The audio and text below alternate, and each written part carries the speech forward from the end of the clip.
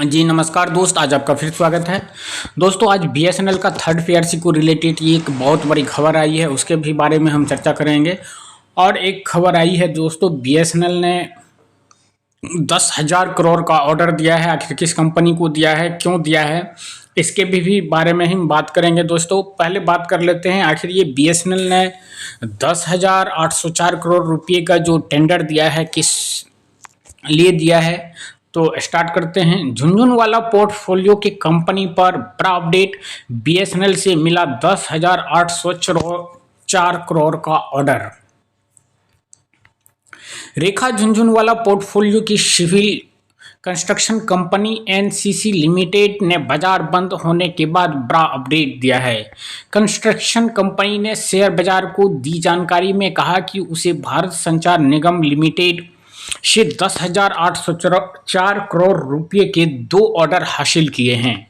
NCC का share बाजार मंगलवार को 2.25% की गिरावट के साथ 204.55 रुपये पर बंद हुआ है। बता दें कि एनसीसी झुनझुनवाला पोर्टफोलियो का स्टॉक है। इस कंपनी में रेखा झुनझुनवाला पोर्टफोलियो की 10% से ज़्यादा की हिस्सेदारी है।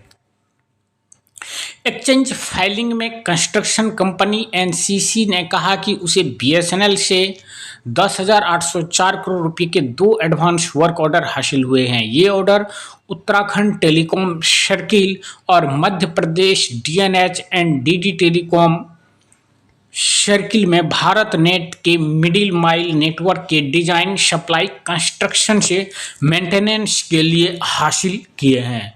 तो दोस्तों ये 2 सर्किल और 2-3 सर्किलों के लिए खास करके ये दिया गया है, जहां पर भारत नेट के कंस्ट्रक्शन, डिजाइन और सप्लाई में मेंटेनेंस करने के लिए दिया गया है।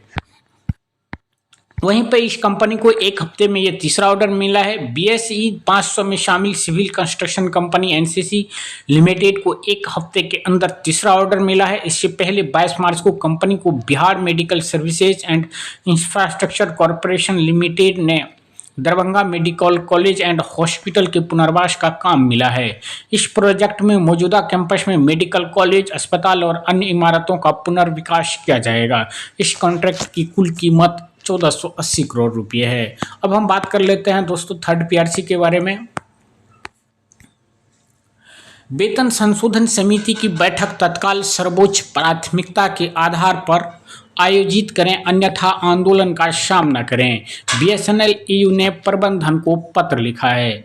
वेतन पुनरीक्षण समिति की अंतिम बैठक 19/12/2024 को हुई थी। उसके बाद 3 महीने बीत चुके हैं, लेकिन वेतन पुनरीक्षण समिति की कोई बैठक नहीं हुई है। 10/3/2025 को एक बैठक आयोजित करने के लिए नोटिस जारी किया गया था। हालांकि यह बैठक अचानक स्थगित कर दी गई। कारण यह था कि वेतन पुनरीक्षण समिति के अध्यक्ष को प्रशिक्षण के लिए भेज दिया गया था। आम कर्मचारी ने पूछा कि प्रबंधन ने वेतन पुनरीक्षण समिति के अध्यक्ष को प्रशिक्षण के लिए क्यों भेजा, जबकि वेतन पुनरीक्षण समिति की बैठक पहले से ही 10/3/2025 को तय था। तो बीएसएनएल ईयू लगातार प्रयास कर रहा है कि वेतन पुनरीक्षण समिति की बैठक जल्द से जल्द आयोजित की जाए। जब वेतन पुनरीक्षण समिति के अध्यक्ष प्रशिक्षण से लौटे तो हमें बताया गया कि बैठक नहीं हो सकती, क्योंकि पीजीएम जो वेतन पुनरीक्षण समिति के सदस्य हैं एलटीसी पर गए हैं। अब प्रबंधन कह रहा है कि वेतन संशोधन समिति की बैठक नहीं हो सकी, क्योंकि वेतन संशोधन समिति के प्रबंधन पक्ष के कुछ सदस्य छुट्टी पर चले गए हैं।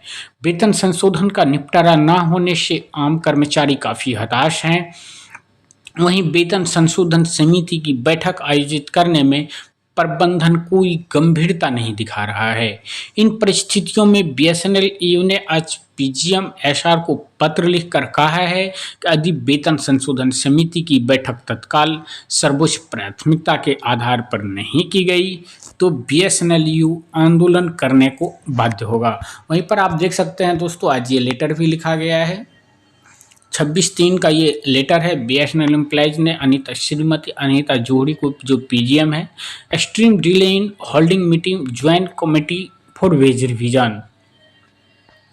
तो we wish to bring following your kind notice. आप देख सकते हैं दोस्तों, Management site member of wage revision committee, we wish to bring your kind notice. Non-executive are very much agitated over the extreme delay in holding the meeting of joint committee for wage revision.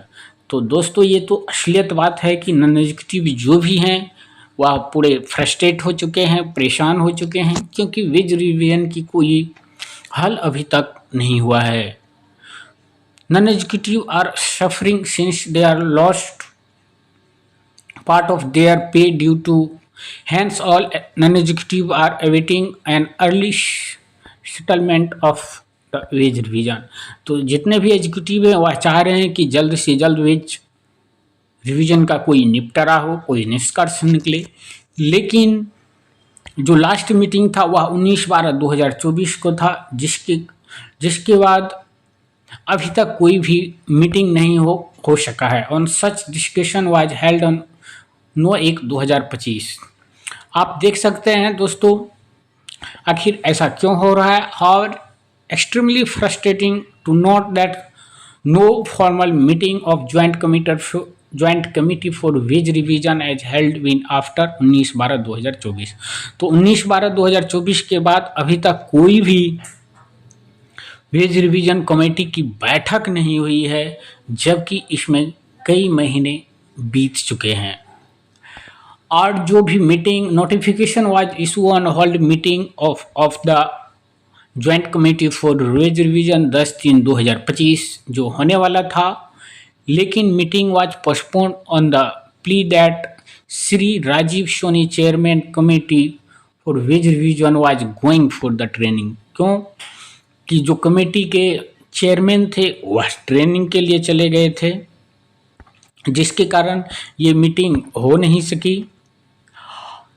और already fix the ways revision committee meeting on 10/3/2025 जो कि fix था, फिर भी उसको जो है training के लिए भेज दिया गया था।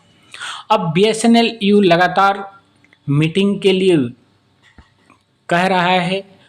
At the one point time, we are told Sri PC Bhatt, PGM member, Joint Committee for Wage Revision, gone LTC। तो फिर एक मेंबर हैं जो LTC पर चले गए हैं, जिसके कारण यह नहीं हो रहा है।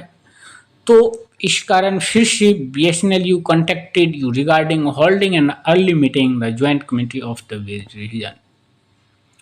तो हालांकि कोई LTC पर जा रहे हैं, कोई ट्रेनिंग पे जा रहे हैं, कोई छुट्टी पे जा रहे हैं, इसी कारण थर्ड PRC को लेकर जो मीटिंग होने वाली होती है वह नहीं हो पा रहा है। और इसीलिए BSNL यूनियन ने फिर से कहा है यदि ऐसा प्रॉब्लम बार बार आएगा तो हम फिर से कोई दूसरा एक्शन लेने के लिए तैयार हैं। तो उम्मीद करते हैं जल्द से जल्द नॉन एग्जीक्यूटिव को कोई ना कोई थर्ड PRC को लेकर कोई अच्छा रिजल्ट आए। तब तक के लिए धन्यवाद।